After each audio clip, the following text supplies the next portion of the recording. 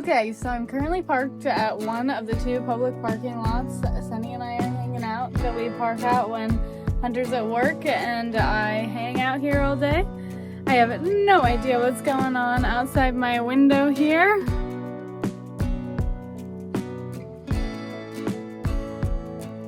But it's loud. I'm gonna make a sweet treat. The show must go on.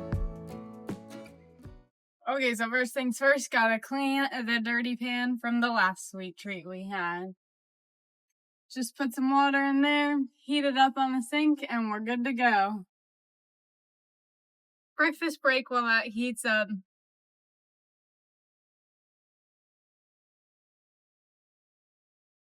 Okay, so now while I'm scraping all of this brownie that was stuck to the pan out, I'm going to talk about how I always bake on cast iron in the camper. It's just such a good multi-purpose pan that I can use to bake and to cook and keep in the oven, and it takes up like less space, and we can have it for just one thing. I have muffin tins, but they're silicone and I don't use them very often because they're so hard to clean without hot water. Yummy brownie. Yeah, without hot water or a dishwasher.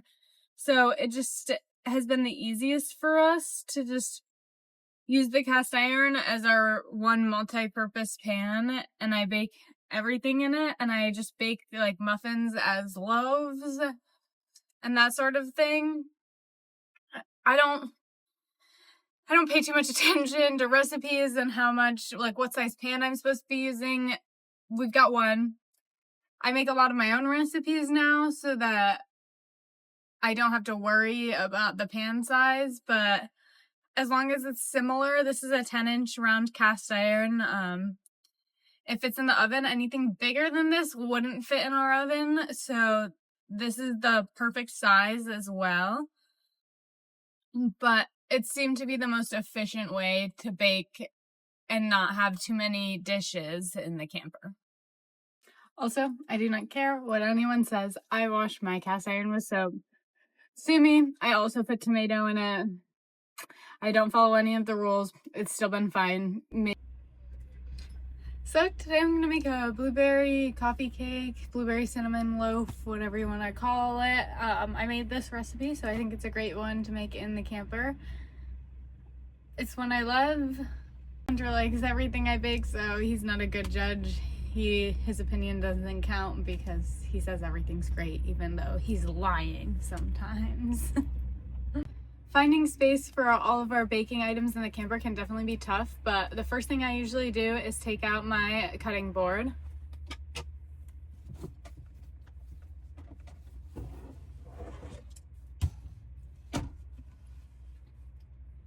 It gives me a lot more space in here, in between, like underneath the fridge, so I can do a lot of prep stuff there. I keep almost all of like our flour, a lot of our like sugars and baking powders and stuff stays up here above my head where I'm grabbing now. So one thing about baking in the camper is we do not have a microwave, so all of the oils and butter needs to get melted in the pan.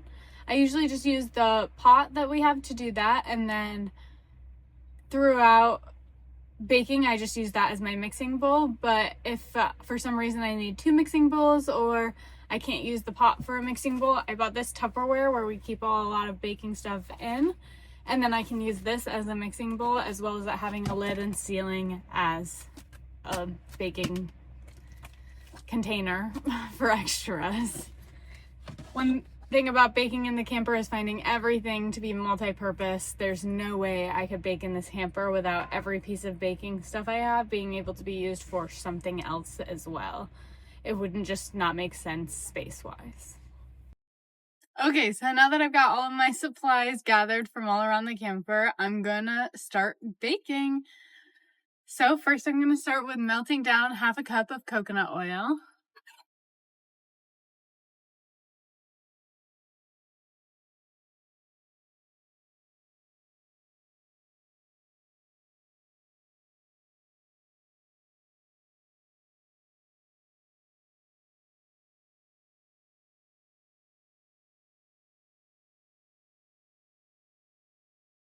Look who's helping! Next, I'm gonna add a third cup of brown sugar and a third cup of regular sugar.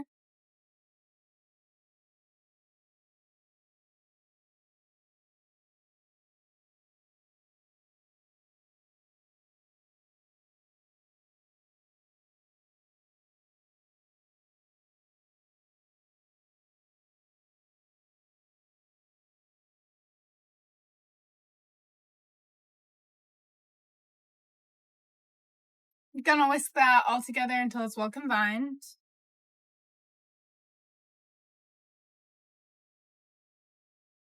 So it looks about like this. I only pull my electric mixer out in the camper if it's absolutely necessary. I just have a hand electric mixer, so I pretty much only use it for frosting. So I can't like beat the sugar and oil together like I usually would, but this seemed to work just fine for me. Now we're gonna add 2 eggs, cold is fine.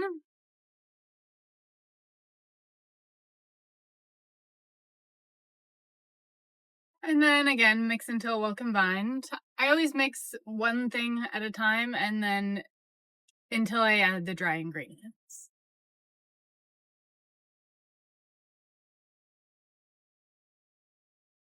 Next is going to be a 1/4 cup of milk.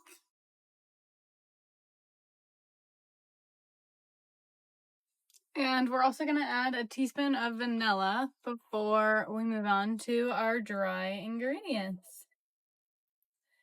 Gonna mix it all until well combined. I'll show you what it looks like and then we'll start adding the dry.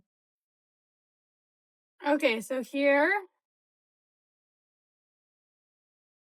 is what our wet mixture is going to look like before we add our dry ingredients. It's pretty loose.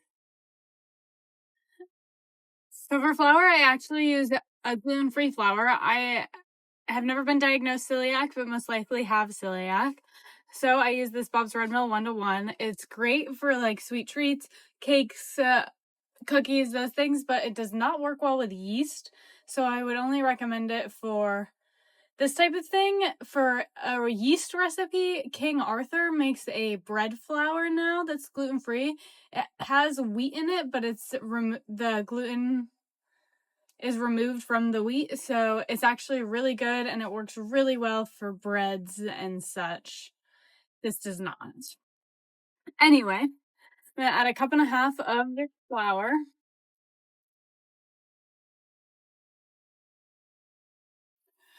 Usually about now, I go to add the rest of the dry ingredients and realize I've forgotten to preheat the oven. Happens almost every time, so I'm gonna get that going and then I will show you the rest of the dry ingredients. I preheat it to 350. Okay, so for the rest of the dry ingredients, we're gonna need a teaspoon of baking soda and 1.5 teaspoons of cinnamon.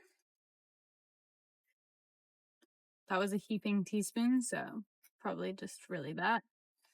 And then I also like to put a dash of nutmeg. I measure this with the heart. You can measure it with whatever you want. It's probably like half a teaspoon-ish. And then I'm gonna mix all that together before I fold in the blueberries.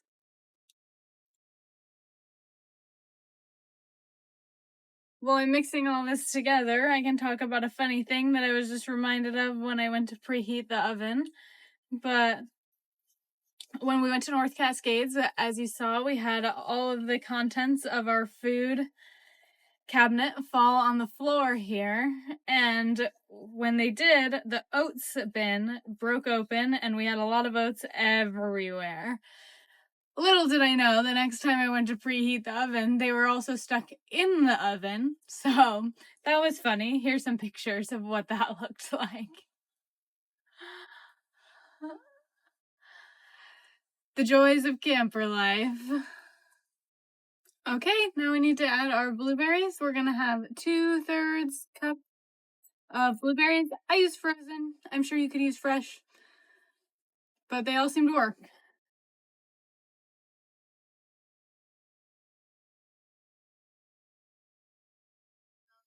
Okay, now I'm just gonna gently fold all of those blueberries in. When you use frozen blueberries, the whole dough does get a little bit frozen feeling, but just make sure all of the blueberries are as mixed in as you want them to be, and it's all good.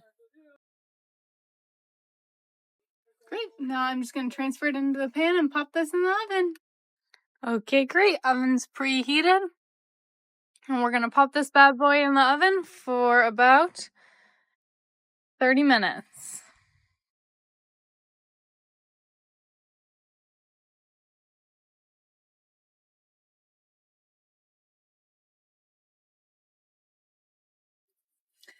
Okay, sweet treat time.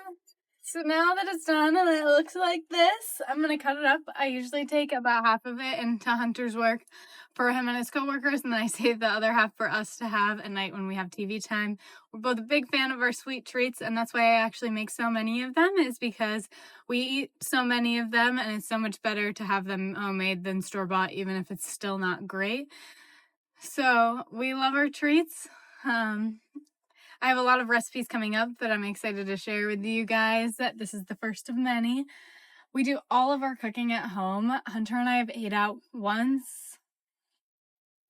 since the beginning of the year, twice actually, but my friend Christy paid for it one time. So we have paid to eat out one time, ate out twice, and we love cooking our meals at home. It saves us so much money.